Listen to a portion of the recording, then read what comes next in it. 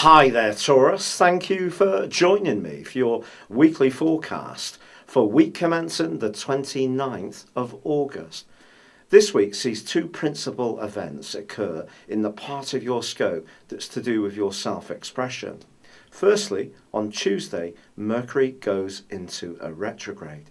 This is going to go on for 3 weeks. It's the third of the year.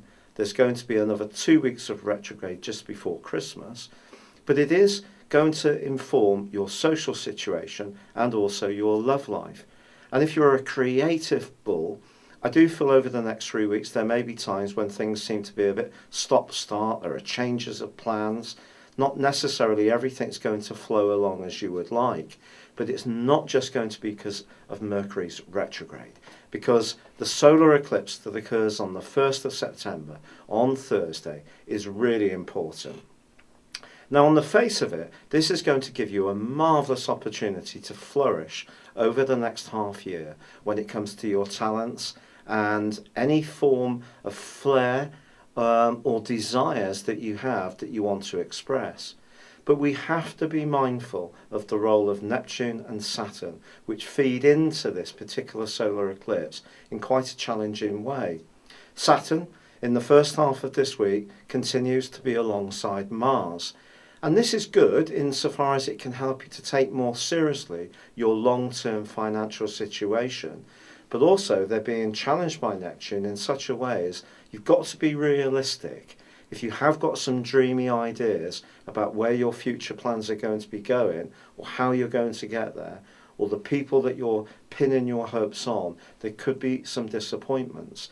Neptune is the planet that dissolves things, and in the right angle with Saturn, it's dissolving structures.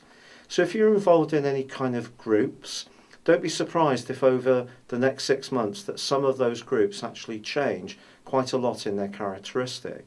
It could be that you're going to make friends with new people, and some of the older people that you've hung around with will not any longer quite fit the expectations that you have. But in your own personal situation, with Mars and Saturn in the first half of this week urging you to grapple with the details when it comes to your long-term finances, anything to do with property and business, the more grounded you are and the more you look for tangible results and evidence, because you're an earth sign, that's what earth signs do, the better it's going to be. So Mercury's retrograde is only one part of what can be quite a complex time. I just feel that we all have desires, we all have hopes, and some of your hopes may go through a series of alterations during these next few weeks, and some of them can turn out to actually be better. You may actually reject some things that are important to you now and replace them with something that you realise is more relevant. On the other hand, there may be longer term hopes that you still maybe need to just think more about what their impact is going to be upon you in terms of how you live in the tangible world, something we all have to do. So we can have dreams, but those dreams have to be rooted, and that, I think, is the lesson of this week.